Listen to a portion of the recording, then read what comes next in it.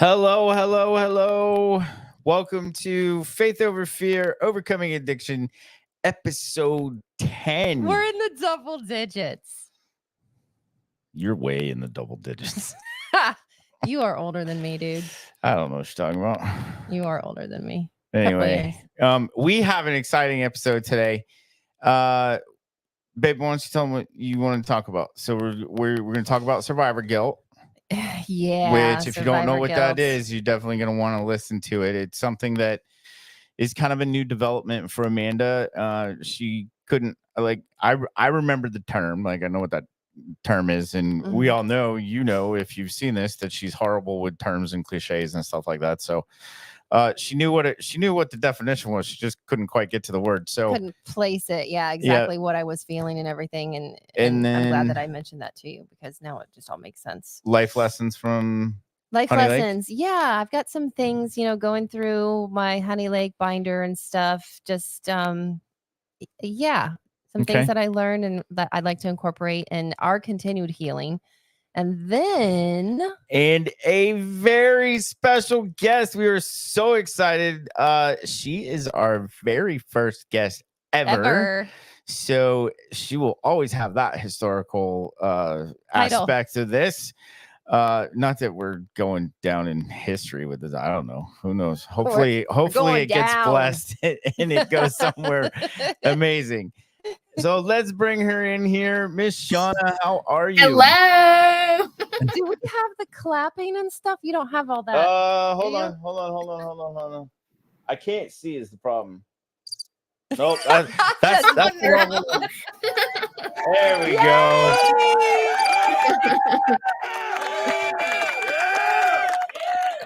Crickets. Not very nice to throw crickets on there for you. I can't see.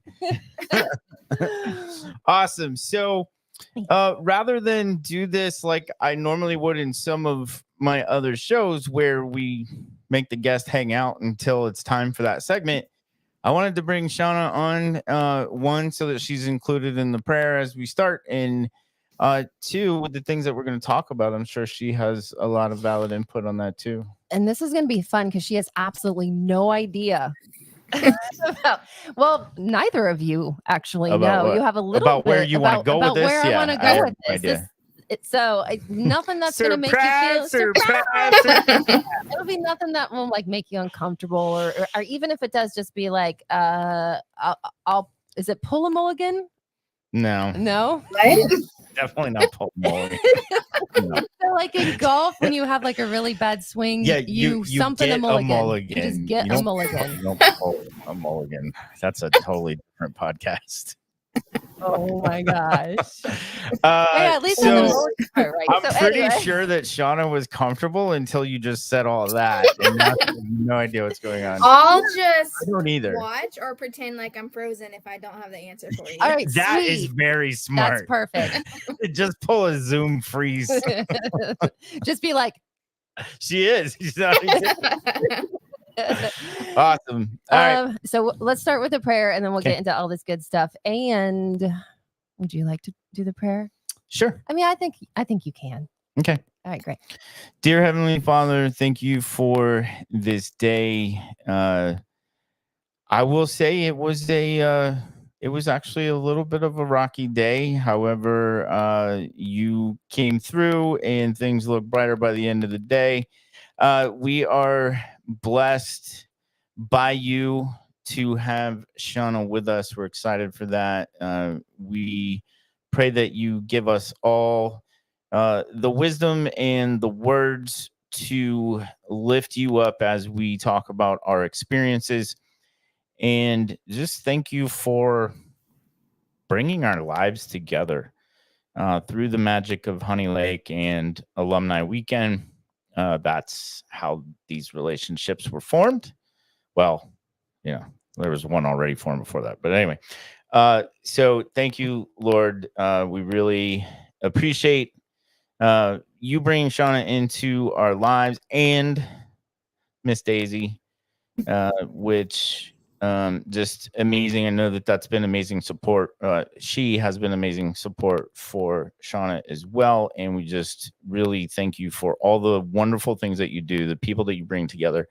And we pray that our message tonight will reach at least one person that we can help. And it's in your precious son's name, Jesus, we pray. Amen.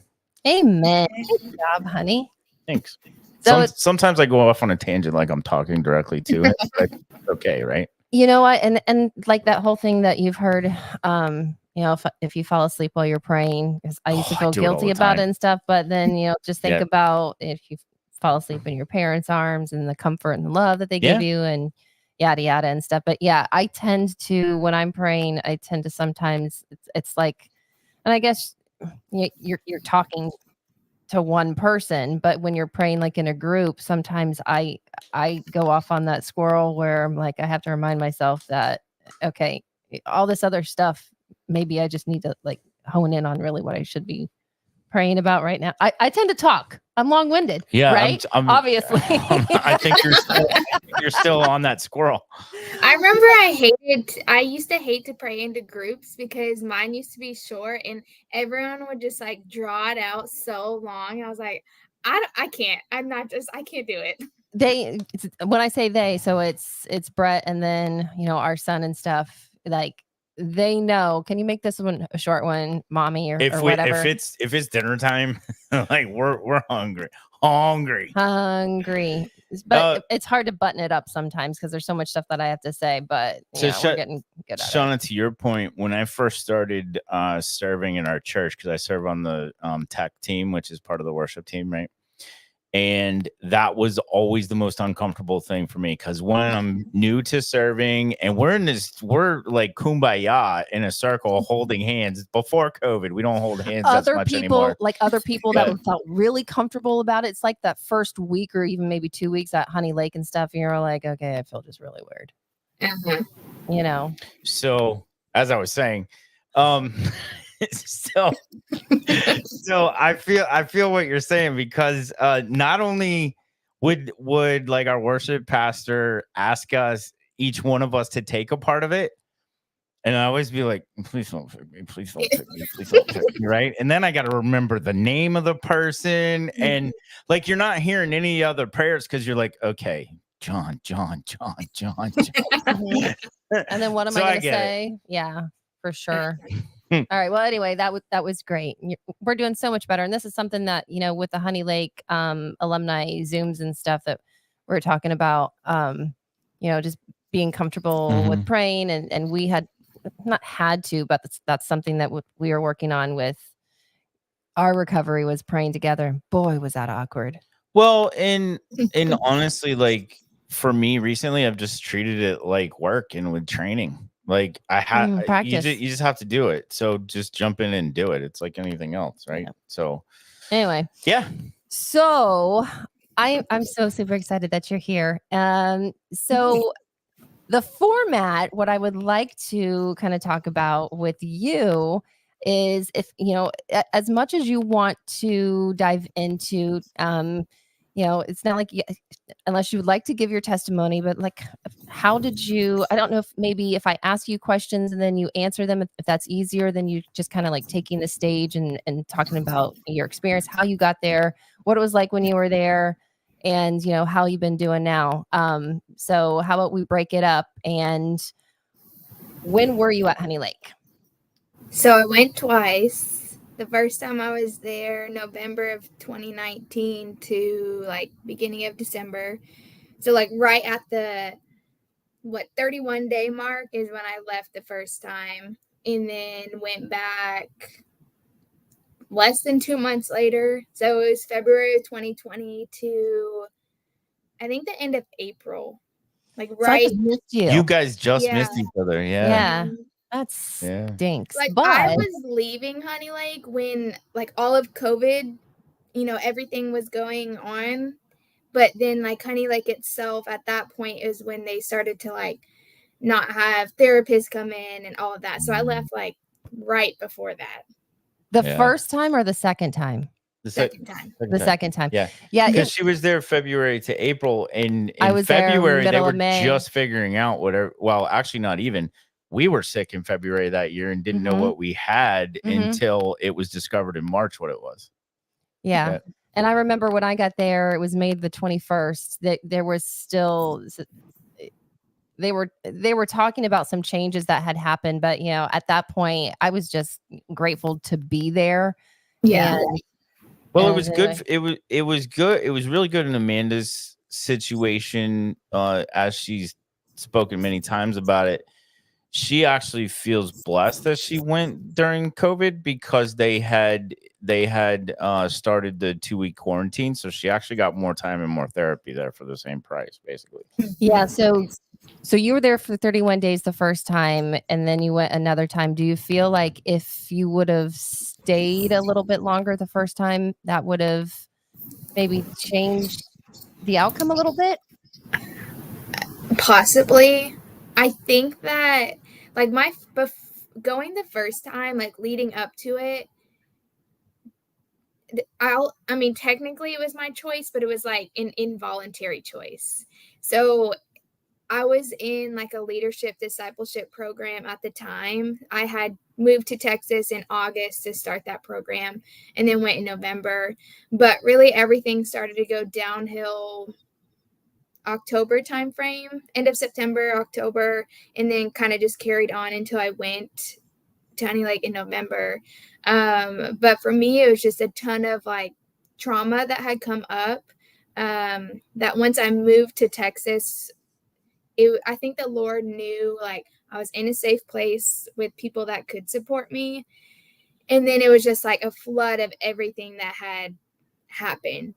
And so I didn't know what trauma was. I just felt like I was not in control of my body and I knew something was wrong, but I didn't want to do what everyone was telling me I needed to do to fix it because I just felt like it'd be an easy fix. Yeah, how So smart. yeah, so I You went recognize that. willingly, unwillingly, because it was my only option being in this program. They weren't going to let me stay.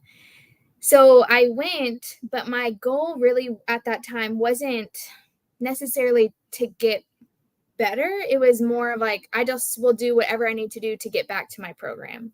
Gotcha. So I don't think Yeah. I had a good understanding of what truly was going on. And then found out about a week, not even a week before I was about to come home, that I wasn't going to be welcome back. And so then I pretty much left. And when I left, I had this mindset that I wanted to kind of prove them wrong. Like they made a mistake, not let me back. Mhm. So I put on a great face to act like everything was fine and that I was healed and I was all good and I could only do it for so long. And then around like middle of January, I had, I think, more of a realization of I couldn't hold a job at that point. I just really was all over the place. So I think I was able to actually see, okay, I'm not okay. So what do I need to do? And so we weighed the options of I can go to therapy here 2 times a week and that kind of be it. Or I could go back and do more intense, A deep piece dive. around it. Yeah.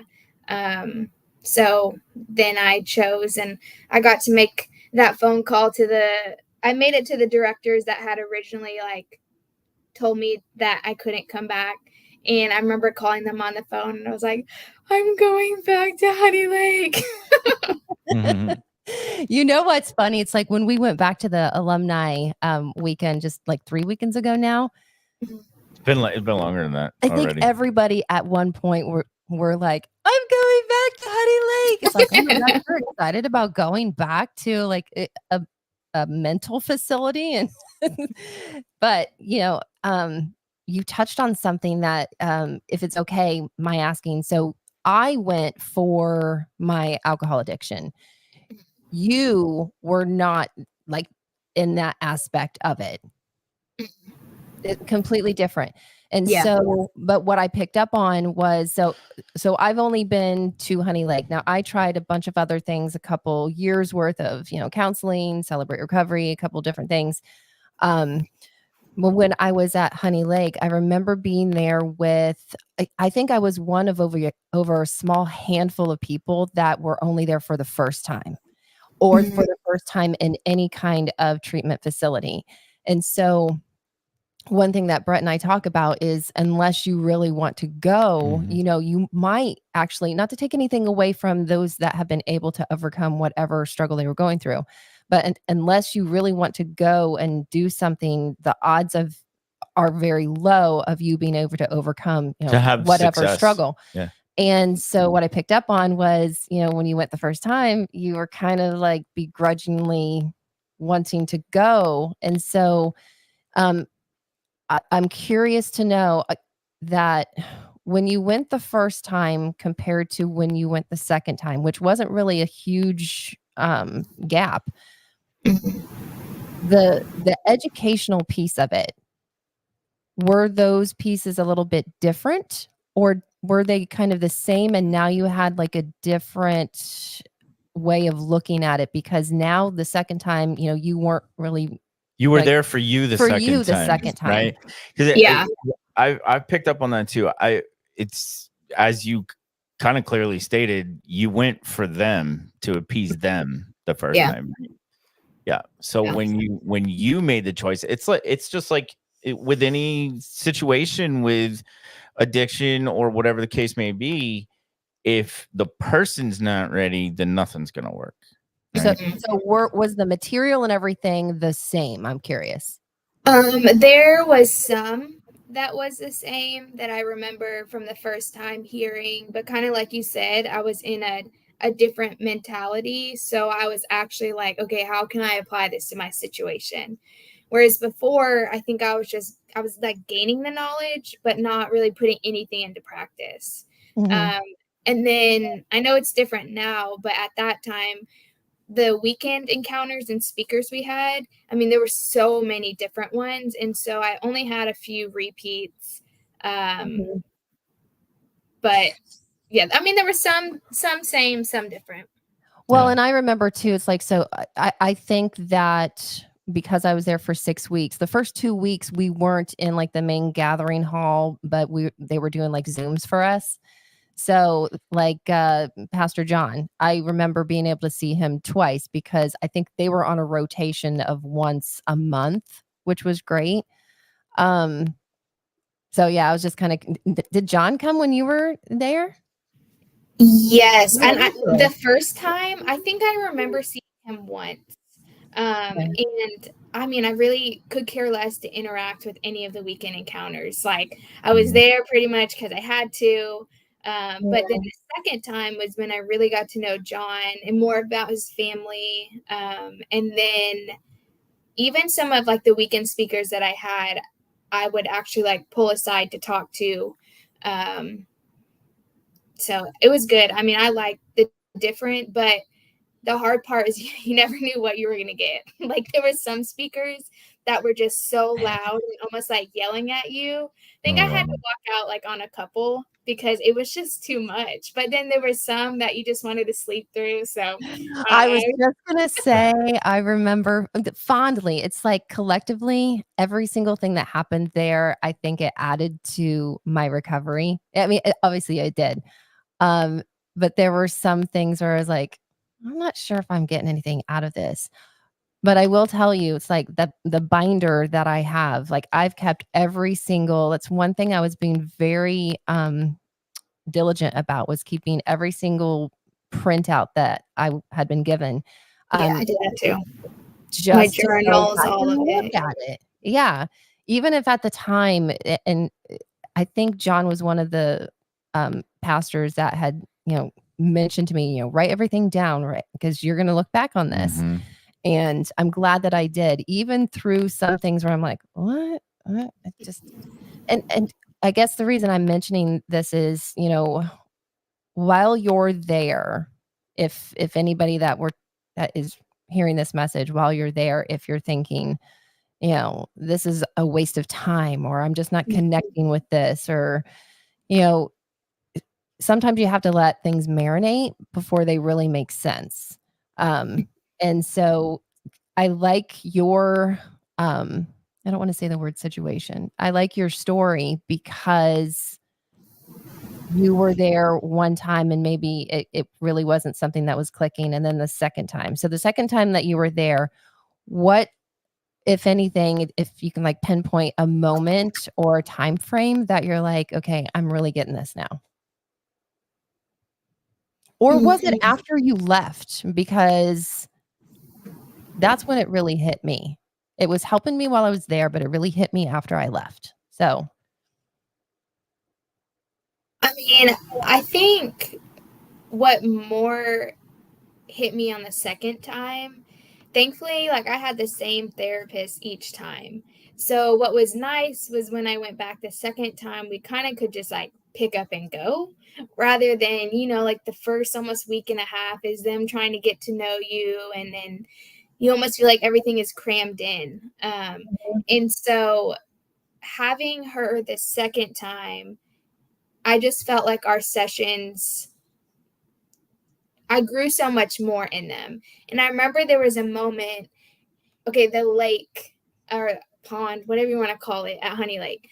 So when you walked out of that therapy building, there used to be like this white, almost like canopy with a bench under it, but they switched it to a black with a swing, I think.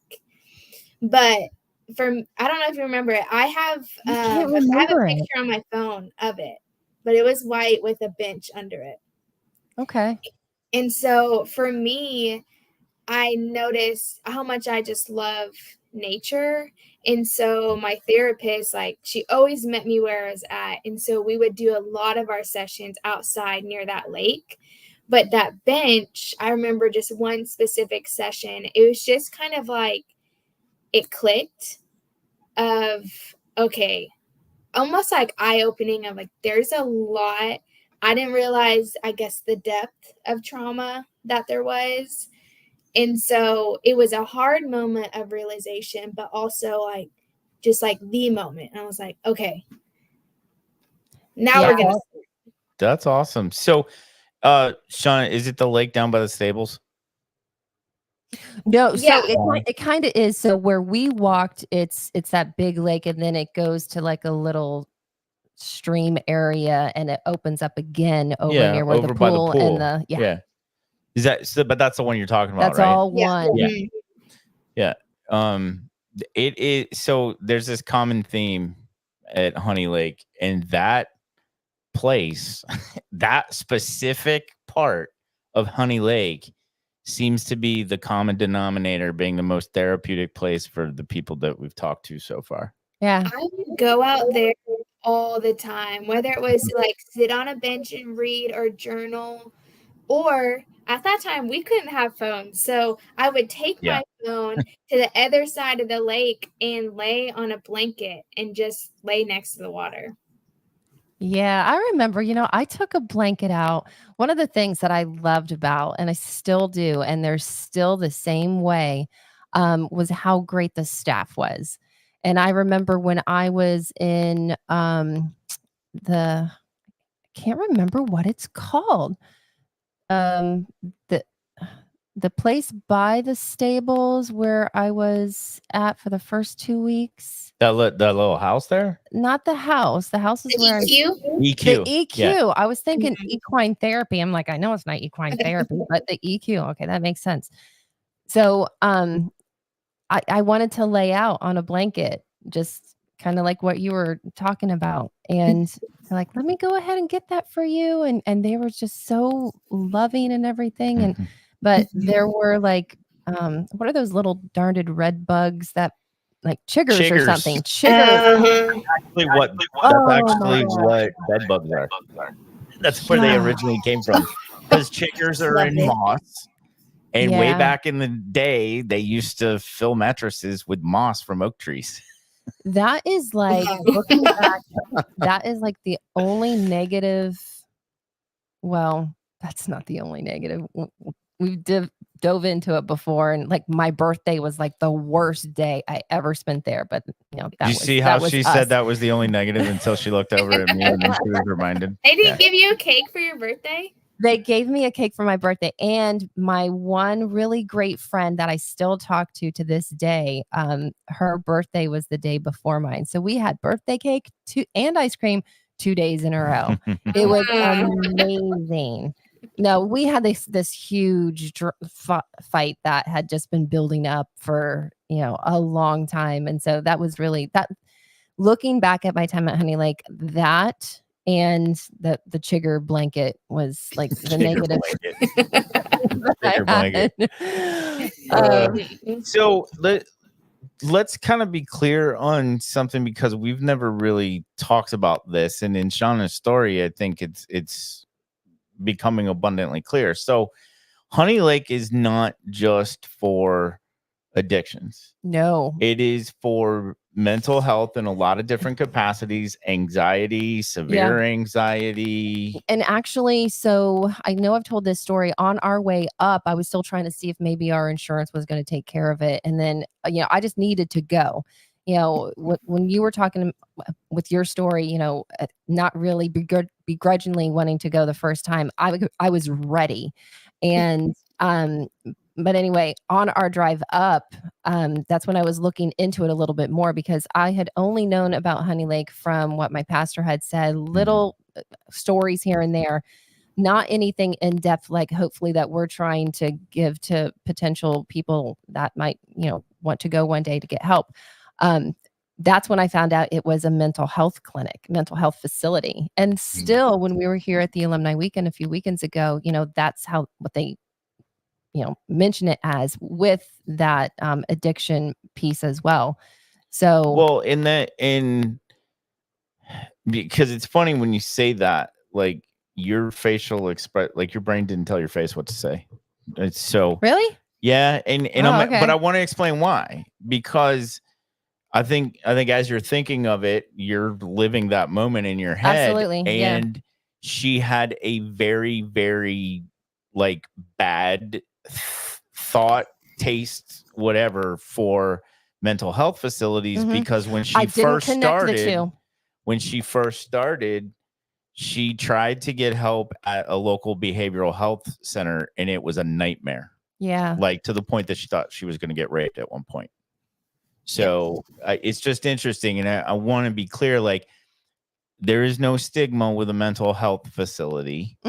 There are good ones. There are bad ones. Honey Lake is an excellent one, and people are there for all different reasons. Well, and here's something too. It's like, I didn't know at the time. I was thinking like my addiction and mental health. Like I didn't find out that I had PTSD until a few days before I went to Honey Lake. And I didn't realize, but through the education at Honey Lake, I didn't realize how much those two symptoms tie together. And I just have an addictive personality. So really when I go to like the core of why I became an alcoholic, it was the mental health aspect of it. So anyway, I don't know what I had a question behind that. Okay, well, while you're thinking of that, okay, see, this is why we have to do this together. Miss Shauna, is there anything else that you would like to talk about?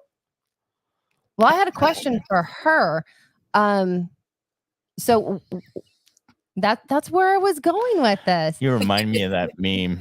What is it? Sir, do you feel like your wife is dominating? No, he doesn't.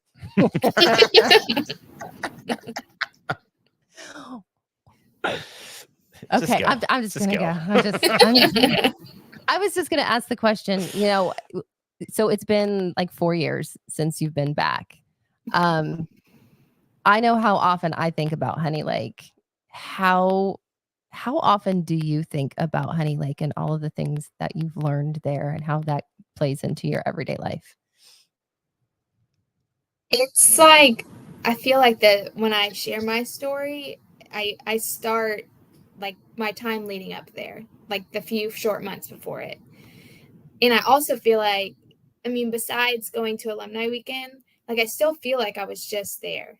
And like every year I always celebrate the day that I went the first time. Just as like a signifying day of like that's when my healing started. And I had like such a bad misconception of thinking that I would go and be healed. And I do think people around me kind of had that same thing. And so when I wasn't, after the first time, healed completely, then, you know, it was like, well, what's wrong with me? But that was just kind of like the starting point of like, okay, healing takes time. And I like things done very, very fast. So I sometimes see it like black and white, but my brain does not see anything like that. So I forgot what your question was or where I was going. No, just how often do you think about Honey Lake since you've been? A lot. Yeah. Like there's so many people I just miss from there. Like you said, the staff, like my therapist. I'm like, can I see her again? Like she was remember so that. awesome. The nurses, just everyone. And it's been like, I even made, this is so funny. I made like a scrapbook of my time there because I didn't want to ever forget those times, but also like in hard times, I can look back and say, okay, this is where I was and this is where I am now. So I still have all of my stuff from there. That's awesome. I think it's so important. Because, we had that. So we had a conversation with one of the people that's currently there, and that was one of the things that I asked because I had learned very quickly at Alumni Weekend how important journaling was to everybody. I was waiting for you to introduce her. This is Mommy, I've Daisy. had enough. I'm introducing myself. We already talked about her once. And Go ahead, Johnny. Introduce that beautiful lady. This is Daisy. She just turned 3 last month. And she's my service dog, but she is the sassiest, I say human ever because it reminds me of a human. She is so cute. Yeah, she knows it's puppy time now, right? She's off duty. Oh, yeah, she doesn't have her vest on. Yeah. He's brought like 4 toys next to me to play with. That's funny. So we'll probably incorporate her in a minute. I just wanted to, because if I don't say it when I'm thinking it, then I'll completely forget it. But you had mentioned about, I don't even remember all the words, but you were talking about, going back home and people thinking that you were going to be, healed right away. Healed. Yeah. And I remember I actually said this on the last podcast or so, I did not become an alcoholic overnight. And you can, put a blank in there. I did not become whatever issue that is overnight. So it's going to take some time for me to heal in the process. And it's so funny that you mentioned that because one of my sheets that I have here now, it kind of plays in, and I've got the date. This is from May the 29th. So I got there on May the 21st. And this is talking about application in real life. And it's talking about self-confidence, but you can actually, put that blank in there. It says building self-confidence does not happen overnight, but you can put in, building, my sobriety or building my confidence. There's a word I'm looking for. Just basically getting better does not happen overnight. It's a process that takes time, but yields excellent results if you stick with it. You've probably already had some success in your life if you think about it. And if you apply yourself now, you will continue to make progress. Yeah. And so I think that's one hard part. I think that's why a lot of people might, dive back into their negative habits, because the people that surround you, it's such a uphill struggle. I mean, I can say that because it was for us. And, it sounds like you might have had some of the similar things. Think that, you're gone, you're back, and now you're okay. That was, I mean, that was hard. That was hard for me, Sean. And I know you've been listening to some of the past episodes, so I don't know if you heard that one, but that was the hard one for me. Is she got back and there was almost this air of I'm good, leave me alone. Everything else that's wrong is your problem, right? And it was hard because, and it's some of the things like I think you and I even talked about it when we were there for alumni weekend. Like that's why having a weekend or some kind of whatever to educate the family members that that we want, because another thing that we talked about is not all these relationships are healthy. So if you're going to go back to it and it's going to be a nightmare, then those relationships have to just go away. However, for whoever wants to be involved in the relationship, it would be really beneficial to know, to be educated on what coming home looks like and things like that. Because yeah, I was still pissed, and I was getting even more pissed because she acted like I'm good. If it's broken, it's your fault. All right. I mean, that's how it felt, right? But that's not what it was. Yeah. But I'm curious about you. Not to take anything away. No, You and that's I, fine. we can talk every single weekend. But for our special guest, so how much of your story would you like to express about leading up to why you went to Honey Lake? Yeah, I'm open to share it. Okay. So I moved to Texas in 2019, but had lived in Tennessee. That's where most of my family's from. I grew up in, I would say, a denomination of a church that was just not suited. I'll just say it as that. And so growing up, I just learned these, I'll say, survival methods of just like, don't say anything, just obey. That's all you have to do to go to the next day. And it was, my dad was head of the household, and then everything else just kind of followed after that. So I was given this almost identity as like, this is Shauna. She's shy, quiet Shauna. She doesn't say much. This is who she is. And so that's really like, I mean, it's who I became because that's what I was told to everyone about. And so I was very sheltered. I did gymnastics my whole life. So that was like my escape room. I would go to school, gymnastics, home. I tried to like not do anything when I was at the house. It was just it was not safe. And so I just survived. And then I went to college, and I went to college for gymnastics, which was really, I think, doing a sport in college and meeting a team. One, I did have culture shock. I was so sheltered that the first summer that I was there, I mean, I can't even describe it. It's so funny. There's so many stories that, I mean, I just didn't know anything. But my team at the time, they were super involved with, we had Athletes in Action, which is similar to like Fellowship of Christian Athletes. And so they would go to their weekly meetings. And so they invited all the freshmen. And so that was really like my first introduction on like who Jesus was. And all growing up, I was told that we were quote unquote Christians, but yet we never like read from the Bible. So I didn't even have a Bible. So I bought my own, and then I started to get mentored while I was there. So I started to learn, my knowledge grew bigger. And then I had to take a step back and just think like, what was I taught? Because what I'm learning now is not matching up to anything, but this is what my parents have said growing up. So I was kind of like in this like discovery phase of trying to learn. And I love to learn. So by the end of my freshman year, I had gone home, and we only get to go home for about a week, 2 weeks maybe. And then we go back for that summer session. So I had gone home, and I, for the first time, started to ask questions.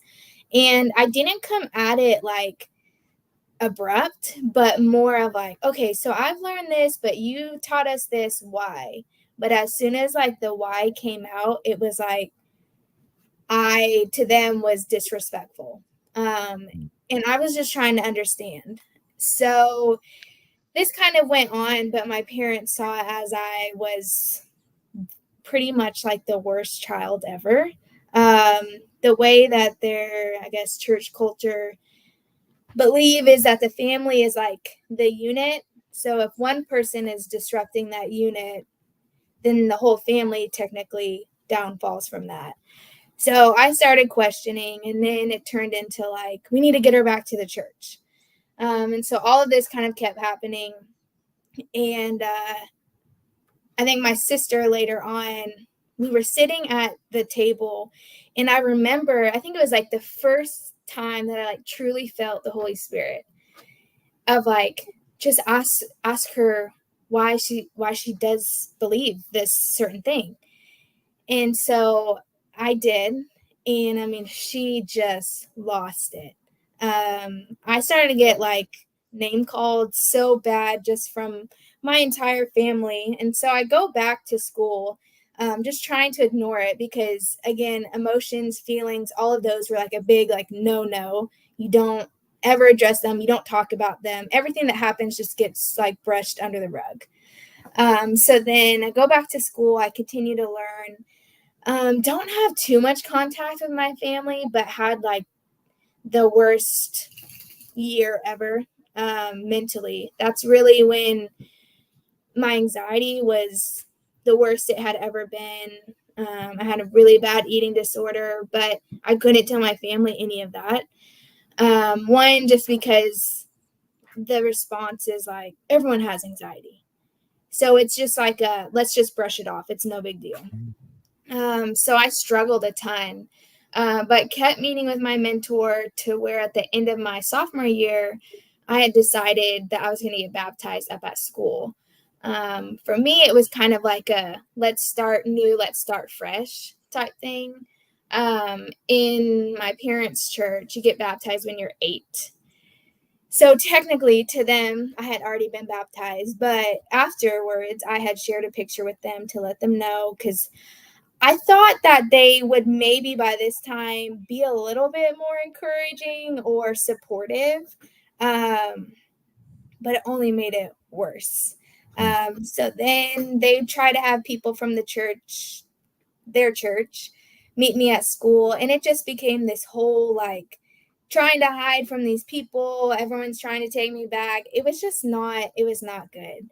So, I mean, growing up, I had all of this childhood trauma that I thought was normal that had happened, because that's all I knew. Right. I had some friends, but it was mainly like I went to school, I went to gymnastics, I was home. It was a very like repetitive routine. And so eventually, I graduate college and I go live at home for 1 year before I moved to Texas. And that year was the worst year ever. It was the first time I had lived with them since I had truly like left their church.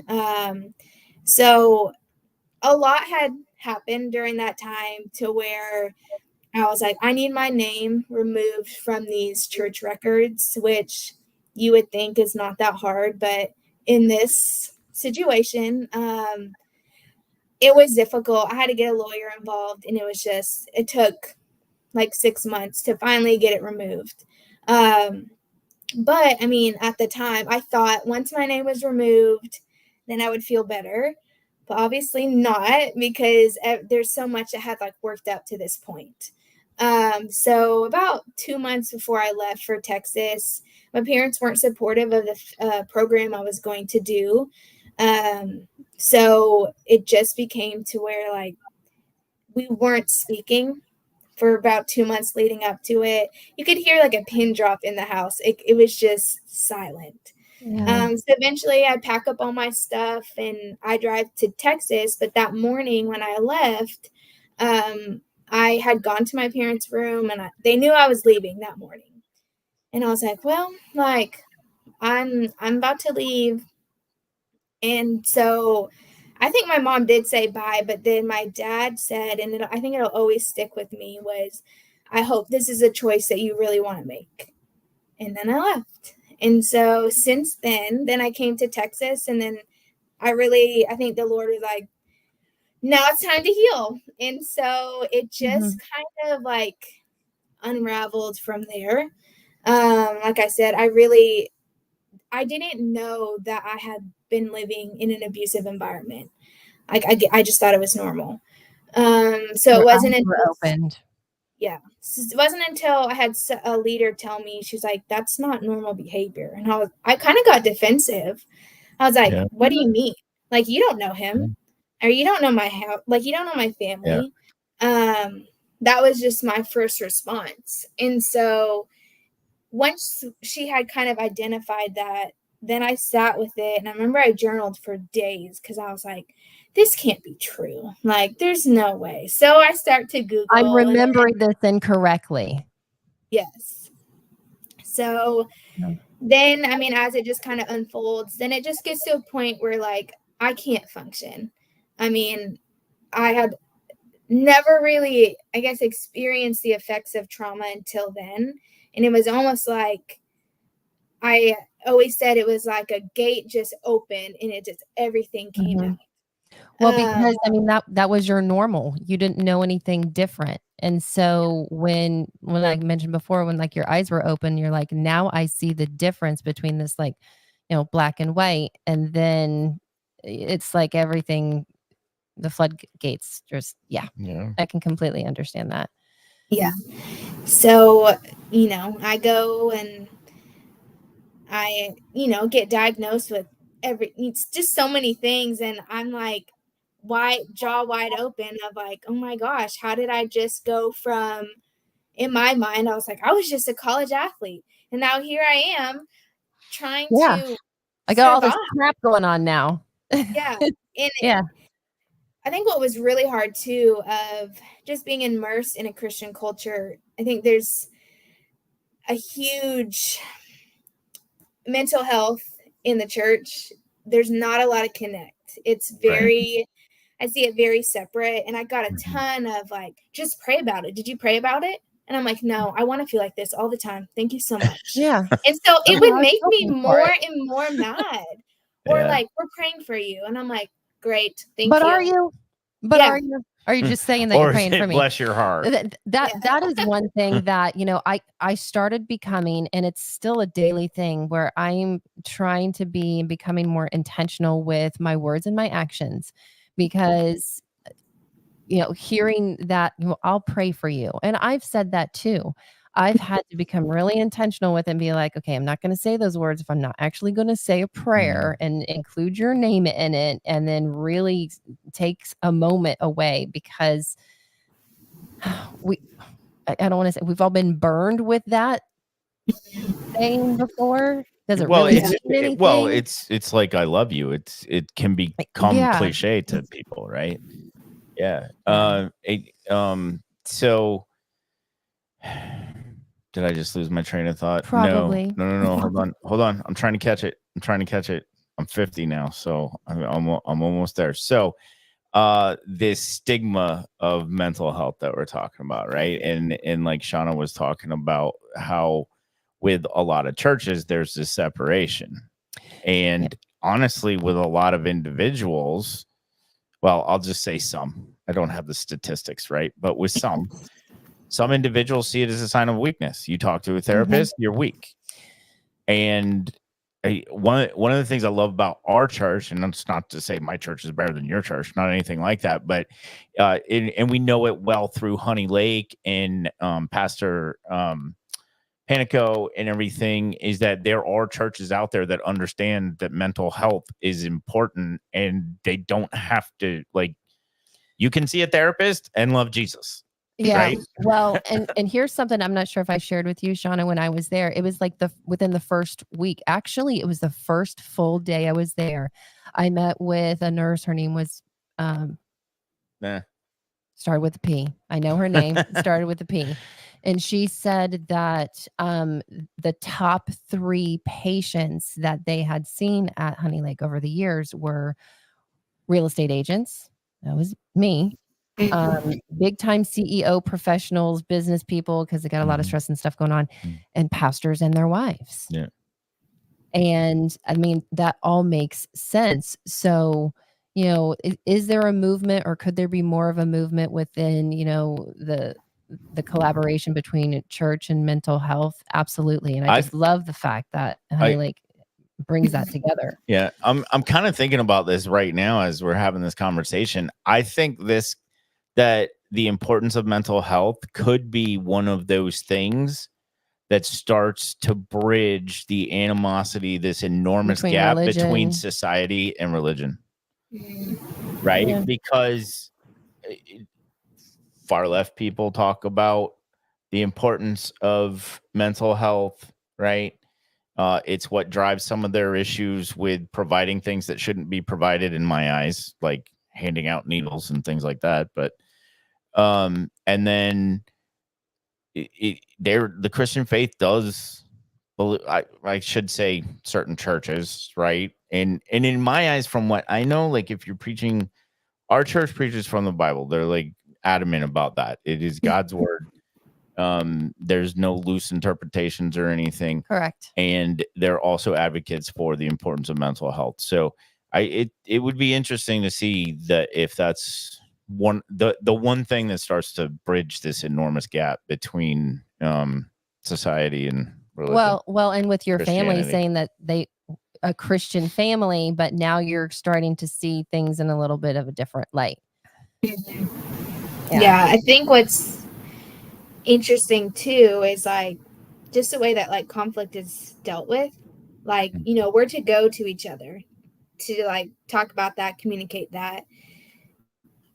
And I can't do that with my parents. Like you can't bring it to them. It's gonna blow up. It's someone's right, someone's wrong. And so, trying to communicate that way, you get nowhere. It's so funny. I've got some of these pages here, and we never can get through all the stuff that I bring, but going through the pages and stuff for tonight, there was this one little area. I write notes all over these pages and stuff, and it said a good way to get into an argument or to feel bad about yourself: talk with your family. There was like a list of things. It was one of the educational pieces. I think it was during a weekend encounter where it was like, talk about your feelings, share them with your family. So I was like, no. I wanted to say something about this earlier when Shauna mentioned it too. They have got to come up with a different name. Weekend Encounter sounds like the place is being invaded by aliens.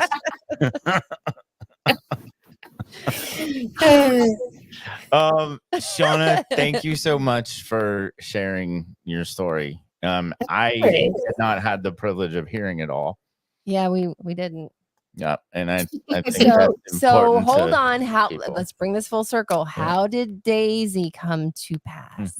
Daisy. Okay, so after my second time there, my therapist, she would like foster dogs, and she had a couple of her own. And so she would always show us pictures, and I was never really a dog person. But I just came to love her dogs. So I kind of knew after my second time there that I wanted a service dog, and I wanted to, train her and start that experience. One, because, again, I was still healing. So there was still a lot of hard going on.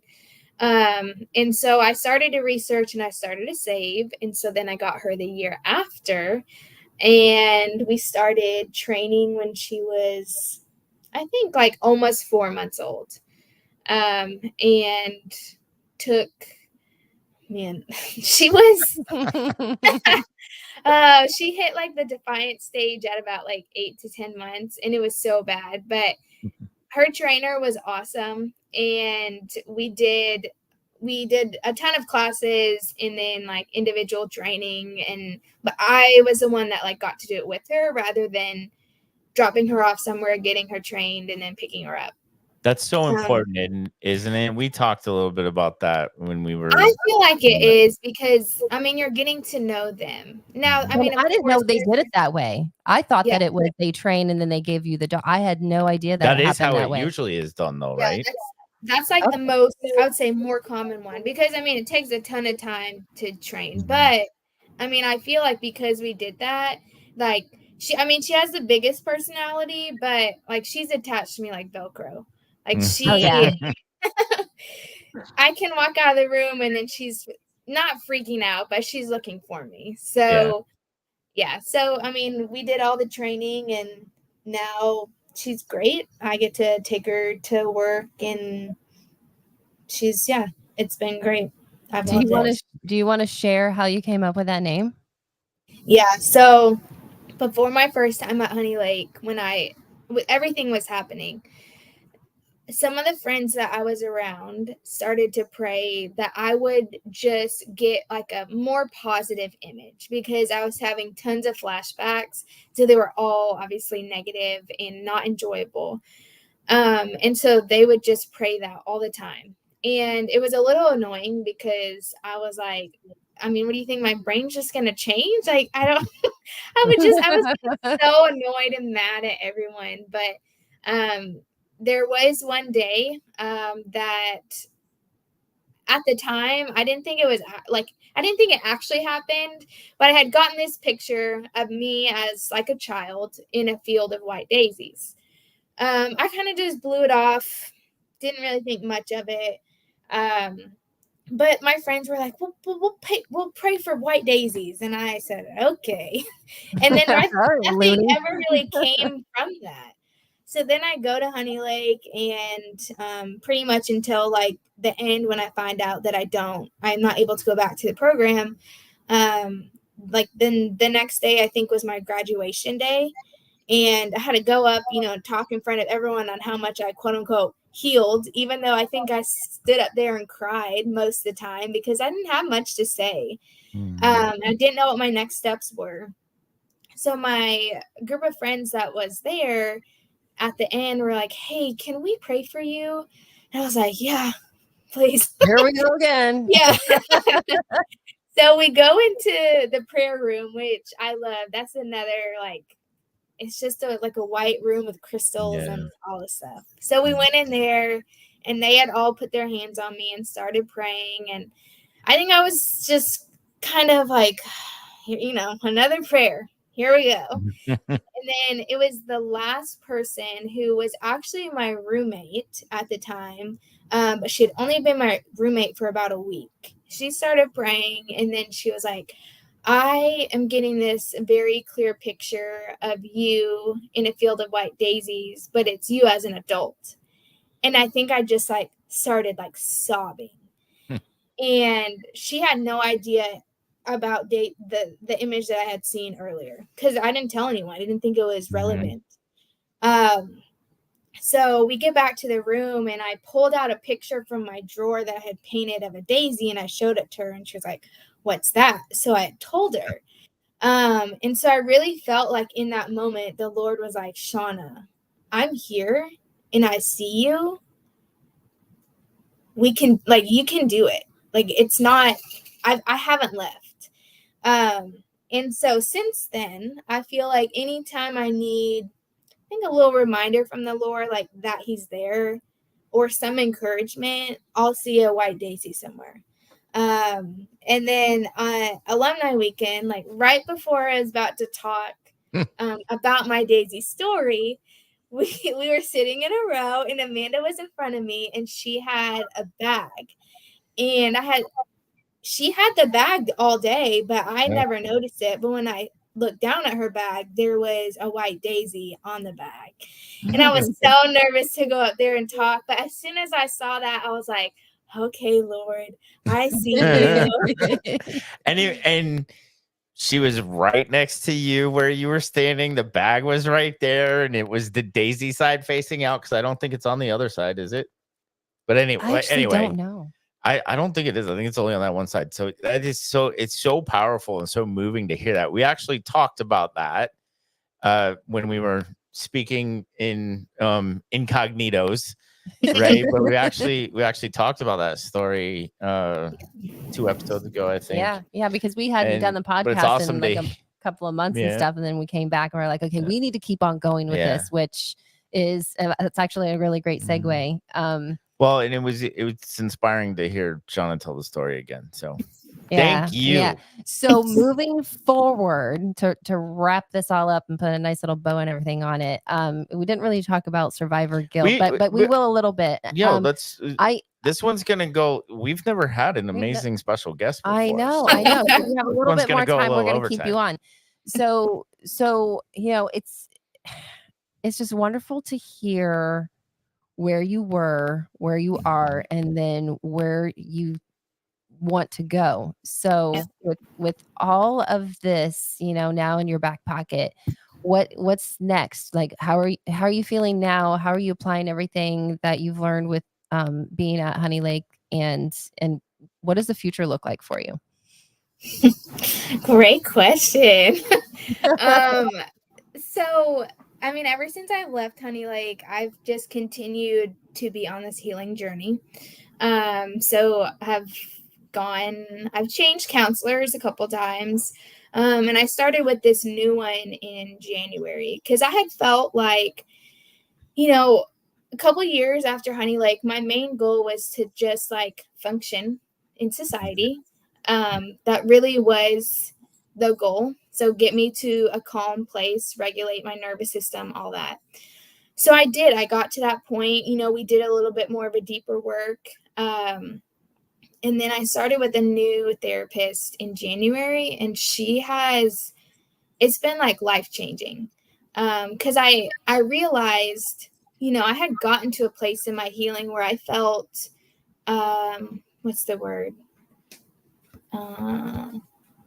Kind of like it's like a stepping stone. If you I'm like, you're not really gonna help. I'm trying to think of what the like. Well, I can understand because I have a different counselor now than when I came back, because I'm a different person and I've progressed a little bit, and so going to somebody different, I've accomplished everything that I could with them, and not to say anything negative. It's just now I'm in a different place, and there's something more that I need. Like you hit a plateau with that person or something. Yeah, like I had kind of just like stayed level, but to me, I was like, let's not mess anything up. I was so afraid to like go back to where I was. Yeah. But I think like going back for alumni weekend, I was able to like actually see in front of me like the person that I am now and how much change has happened. Because I think there's times where I'm like, am I making any progress? Absolutely. Like, we are almost 5 years out. I'm like, what are we doing? I'm still seeing a therapist. Like, I'm still going to counseling. And so, but being back there, my word for that weekend was fulfilling. And I didn't really know what that meant until, hi, Daisy. Until the last day when we were leaving. And Honey Lake is always going to be a piece of my heart. But it was very fulfilled knowing that I'm not in that space where Honey Lake is like almost like the ER. Like I've got to go to get to a stable place. Like I'm past that. Yeah. So I think that was really cool for me to see. So moving forward, I'm going to continue on that. I kind of dedicated this year to healing myself, like mind, body, and spirit. So taking like more of a holistic approach on everything, which is not always a route for everyone. But for me, it was kind of getting off of some medications, being able to be in tune with my body, because that's just not something that I've ever really done. So that's kind of what I've been working on, and just learning a lot.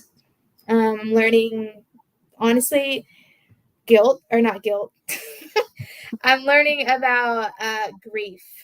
And I've been, I think, angry and bitter for so long that I actually feel sadness, which is like it's a new emotion, but instead of pushing it away, just like actually accepting that.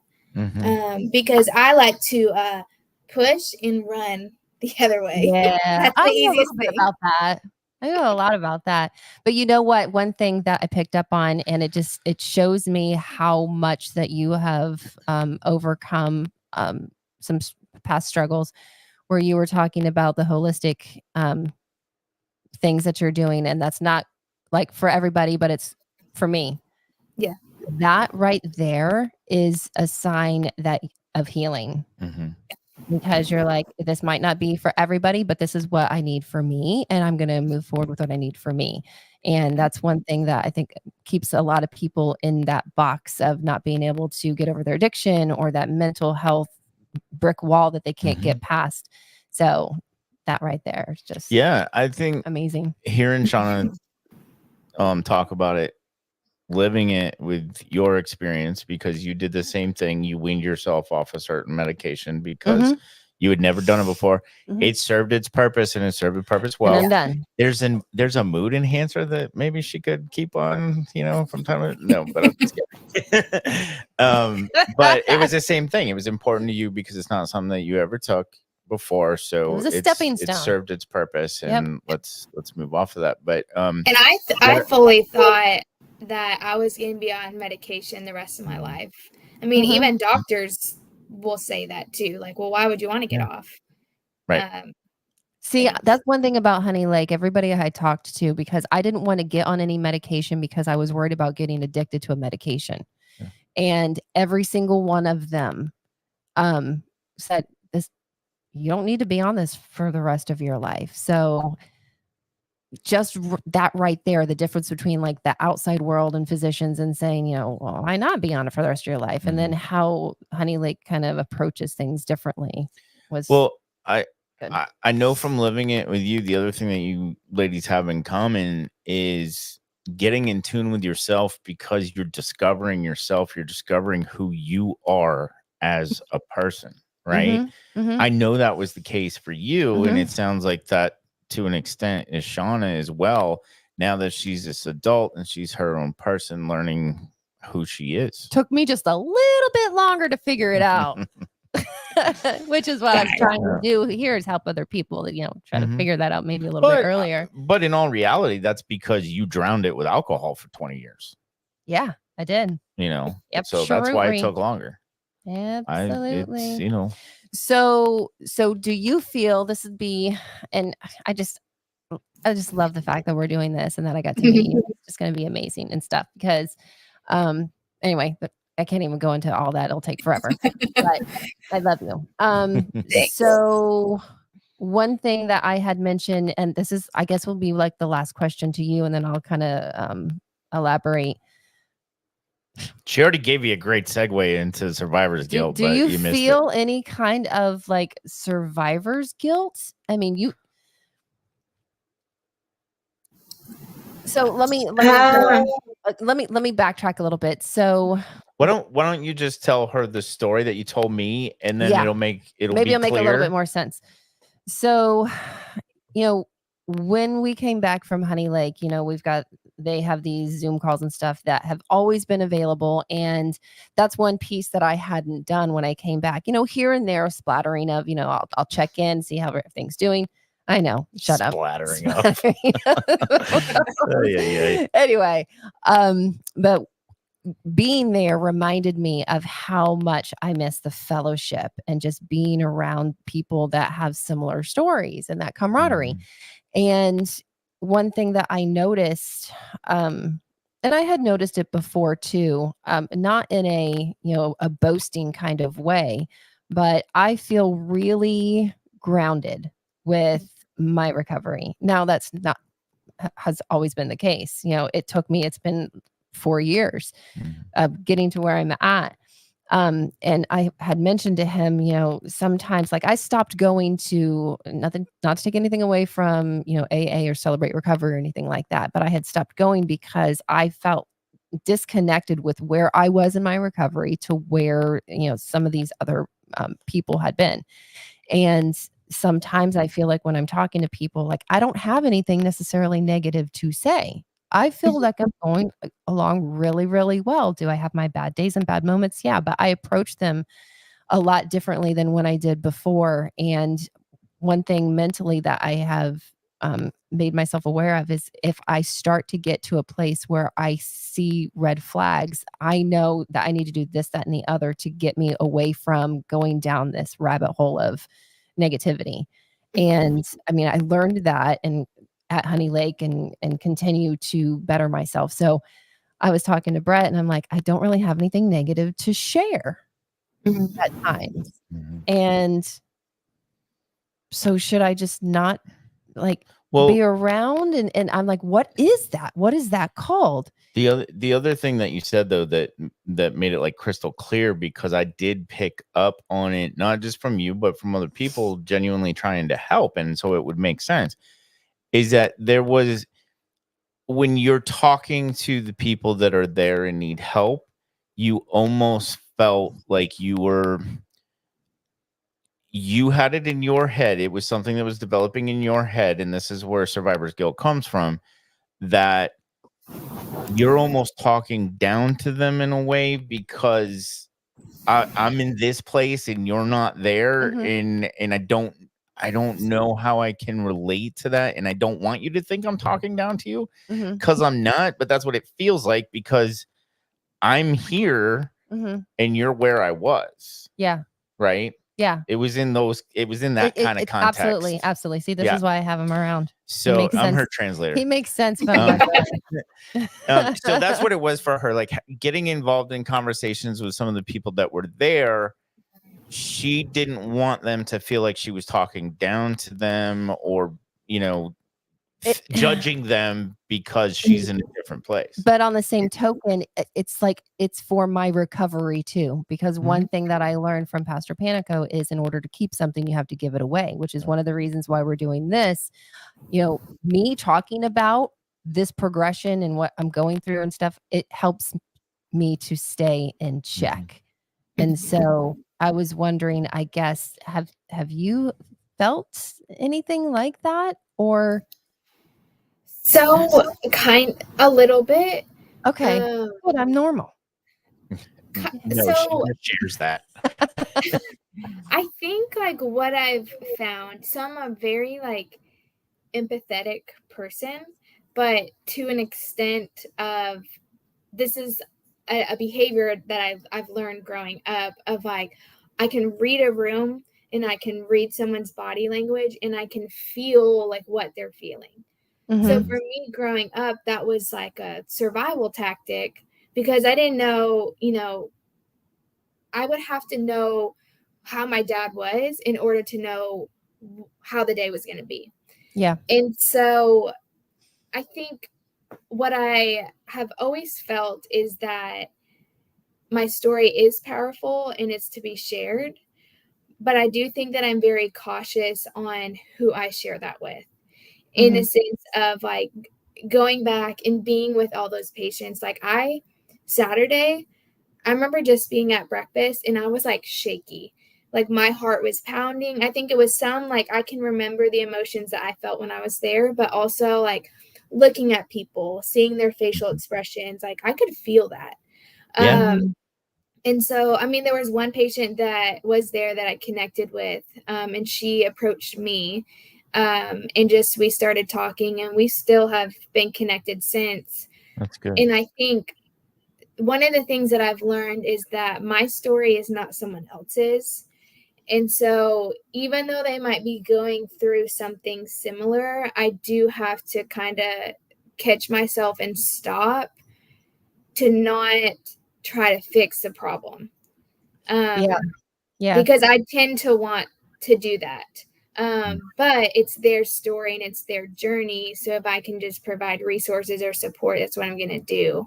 But I do sometimes feel even sharing my story, I tend not to, because sometimes I get a response of oh, well, my story's not that eventful, or I don't really have much of a story.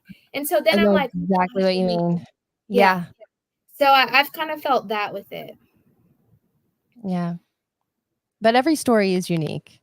Some are a little bit longer, some are a little bit shorter. Some that's one thing. And you really never know, I think, 100% of what somebody's story is.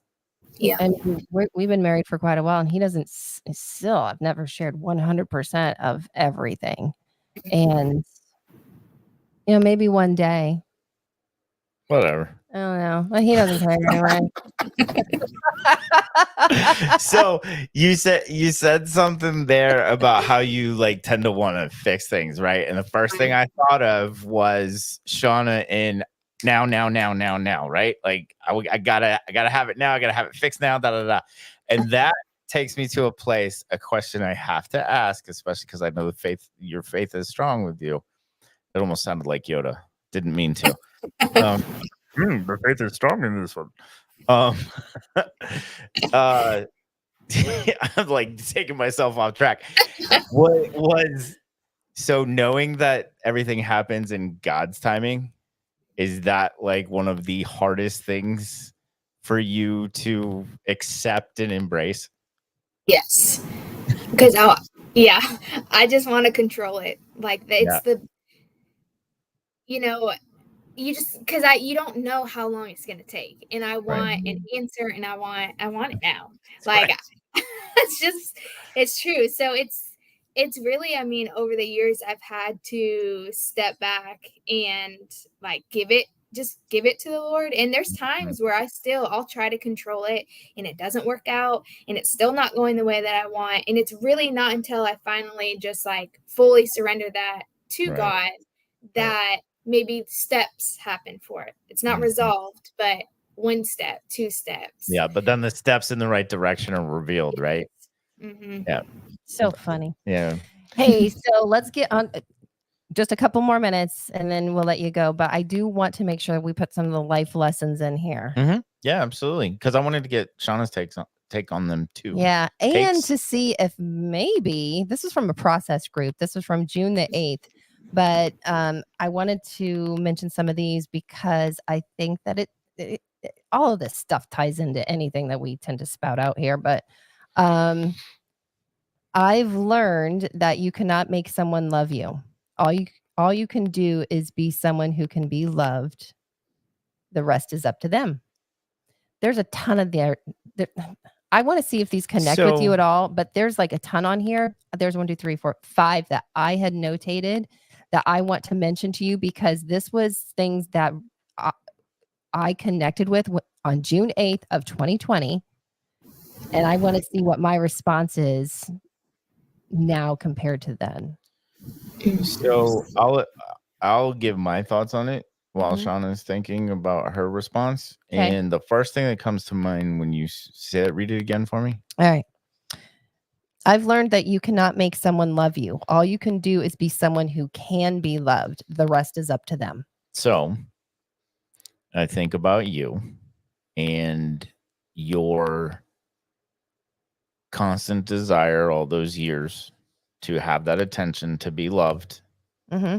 Yet you didn't love yourself, and you weren't really a person that was, I won't say a person, but where you were in that part of your life, you weren't open to being loved. Like that's the oxy. That's completely crazy. That's the dichotomy of it all. Like you wanted love so bad, but you weren't in a place to allow yourself to be loved. Right. Crazy. That's backwards. And you don't have to put any more into this or anything. I just that we'd love if you do want to answer anything, Shauna, and give your thoughts. That's great, but you don't feel like you have to. Or if you remember any of this. Read it again. I think I had two thoughts. Yeah. I've learned that you cannot make someone love you. All you can do is be someone who can be loved. The rest is up to them. Yeah. I mean, for me, I'm not married. I'm not dating anyone. That's been a part of my life that I've put on the back burner because I can't put any effort into anyone until I'm in a spot where I am stable and I'm healing, but there's still another level that needs to be worked on. So smart. And then, I did not do it that way at all.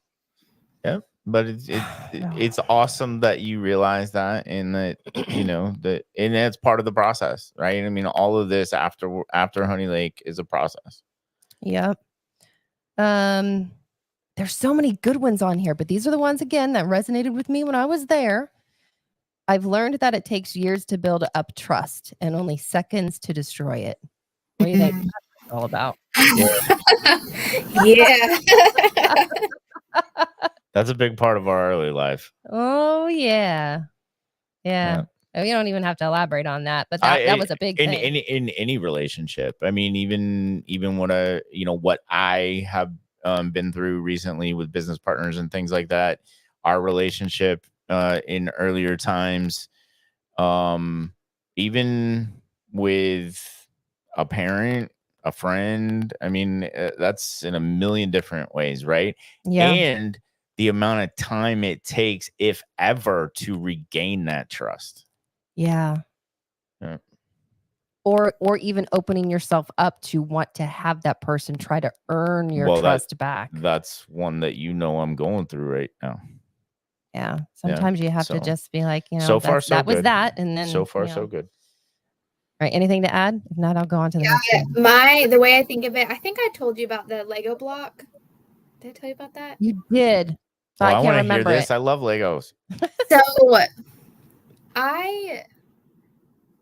a few years ago had a larger group of friends, and after going to Honey Lake, I think I learned more of like the intentionality behind the questions that you ask. Like, I don't know if it was for you, but when we would go to process group, the one question was, how are you feeling today? And we'd be like, good, fine. But like, we weren't allowed to say those words. We had to come up with something different. So I have a feelings wheel because I still to this day have to go to it and figure out like where I am with it. And I just learned from that of like how important, people in passing are like, how you doing? And you're like, good. Okay. I mean, that's the extent of it. And so there's just no pray for you. Yeah, there's no meaning behind it. And so I just kind of started from there learning like how important friendships were. And so I saw that my circle started to get smaller and smaller because of a trust issue. Like just anything personal in my life, I think once that trust was broke, you were done. Like my circle had to stay small, but what I can give to people, I think of like a Lego block. Some have 6 pieces, some have 4, some have 1, some have 2.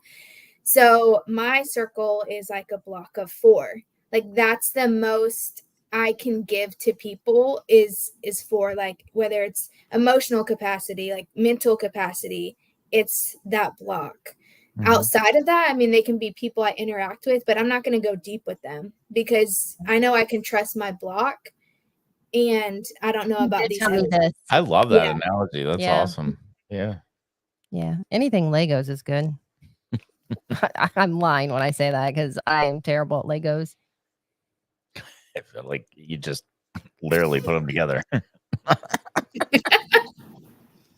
I'll tell you one thing I love about Legos now, though, as a Gen Xer, right? When my son got into Legos, now they include with almost every kit the puller aparter thingy. Yeah, there's this little orange tool doohickey thing that you can dig in and pop them up, so it's like a little pry tool, and then it also has like a 2x1 Lego thing on the other, so that you can like snap them off. Where was that with all of my lost fingernails when I was a kid? So weak. All right, I've got 3 more. This is a good one. I've learned that 2 people can look at the exact same thing and see something totally different. Yep. Interpretation. Yeah, totally. Perception. Organizations. I mean, like even when we were talking about before with different sects or denominations of a particular religion, they could be looking at the same Bible and have completely opposite interpretations. Absolutely. Yeah, it's crazy. Anything to add with that? Okay, cool. I've got a really good one. It's the last one. Oh, I love it, but we're not there yet. One more. I've learned that no matter how you hold on. I've learned that no matter how you try to protect your children, they will eventually get hurt and you will hurt in the process. I did that one because of my girls and son. Mm-hmm. A lot of it because of your girls. A lot of it because of the girls. And that's because, not speaking for you, but as the person who observed a lot of it, right? It's because that they were in their formative years for a lot of your addiction. Absolutely. Yeah. And you harbor a lot of guilt for that. That we're getting past all that stuff. Yep. I mean, that gave me like 5,000 chances. Anything to add? I don't have kids, but I know, but you got Daisy. So, all right. Yeah, I've sure got a really bad sometimes. Wouldn't you just love to have a conversation with her? I think she understands what I'm saying. She'll tilt her head like this every time. Yeah, I love that. I would love that. She told me what she had to say when I walked in that door. But then she got cool with me. Yeah, she's so sweet. Just gotta give her a treat. Last thing, and this might be like the ender. Are you gonna make me cry? No, you might cry. No. I see your lip quivering. My lip quivers? I just saw it quivering. I had a couple of tears earlier, but I haven't full on like cried yet. So all right. So all of these, by the way, are from Kathy Kane Hansen. And so the last one, I've learned that you can keep going long after you think you can't. Yeah, that's a pretty powerful one. That's one I'm sure for you ladies you feel and experience. Yeah, I'm a little bit emotional with that one. But not enough. Not enough to cry. Not right now. Yeah. Well, I mean, even read it to me again. God, now you're gonna make me. Gosh, you. I've learned that you can keep going long after you think you can't. Yeah. I would imagine a lot of people that go through Honey Lake, they experience that. And well, I mean, you and I on the other side of Honey Lake are a prime example of that. That first 10 months was an absolute nightmare, and I thought that I couldn't. Oh yeah. You know. It's great. So. It's great now to look back on all of that. Mm-hmm. And so I guess that's, why we're doing this. One big reason why we're doing this is that this might sound weird, but the joy is in the process. Because on the other side of it, it was needed, it was useful, it made me stronger. And I've gotten so much more good out of it going through everything than I could have ever imagined for myself. So I'm going to reword that a little bit. And the joy is a result of the process. I have no idea what I just said, but so you said the joy is in the process, and there were times through the process there was zero joy for me. Well, for me, I can understand where you're coming from. But now, where I'm at right now, I find joy in the process that I went through. Because of the end result. Right. And what I'm saying is there was not a lot of joy in the process. However, so this goes back to, Shauna, one of the things that I picked up on at Alumni Weekend was I heard Pastor Panico say it. I think one of our fellow alumnus said it as well, and that was that happiness and joy are two very different things. Happiness is a fleeting moment, and joy is a sustained being, right? Like mental being. And yes, there is joy at the process. I think, you also hear trust the process, and for me, I know what it was. Frustrating to hear that, though. Well, it is frustrating, and for me, I trusted in the Lord, which made me trust the process. Because there were times I didn't want to. Yeah, well, and I can say it now with a little bit of a smirk and stuff because, back then when people say trust the process, and I heard it when I was at Honey Lake, the alumni weekend, I heard somebody say it. Yeah. And all I I wanted to heard be it like, multiple times. they do not want to hear that because I did not want to hear that and I did not Yeah. appreciate it at the time. But boy, do I ever now. Well, Anyway. and that is a big part of why we're doing this, is to be able to provide hope for the people who are sick of hearing trust the process and feel like it's never going to get Because here's better. what really happened. And here's the potential of what can happen. Yeah. As long as you try. Mhm. That's it. You just got to Yeah. try. Was that hard for you to hear, Shauna? Trust the process. In the beginning, yeah, because Yeah. I couldn't see an end to everything that was going. Like, it seemed like it was always going to be like that. Like, Mhm. it was so, I felt like my brain was just like filled, and it was never going to organize itself into cabinets or whatever it was. Mhm. That's a great analogy. Yep. I think, I don't remember if it was a therapist who had told me it, of like, your brain is like filing cabinets, and when it's ready, one cabinet will open, and then there you go. Yep. They said that. I don't know who it was either, but I remember hearing that when I was there, and I was like, that makes sense. I like that. Yep. Just my filing cabinet of verbal words. It makes sense. Your brain's a filing cabinet, and you love filing so much. Maybe that's the So connection true. there. Yeah. Anyway, I love you. Love you so much. All right. Well, we have been on here a very, very long time. This has been an awesome one. I love it. Shauna, thank you so much for telling your story, for being our very first guest. I can't imagine anybody better to be our first guest. Crickets. Oh. Yeah, it was so great, Shauna. Thank you for being here. There we go. Well, but it's been awesome. Thank you so much. Look forward to doing it again. I know, like I said in our prayer, I feel very blessed that you came into our lives and we have these relationships. So, and we do love you. It's you and it's not just Daisy right there. You love her. Thanks for having me and let me share. Yeah. And you're so welcome. And we'll end it with if there's anybody out there that has any questions, just thoughts, just a story, your own story to tell, or just want to dive in a little bit deeper, ask questions from our special guest or from Brett or myself, please reach out. You can find us anywhere. We really appreciate just having the opportunity to be a voice for y'all out there. And thank you for listening to us. We really appreciate it. Yep. We will see you next week. Bye, See everybody. ya.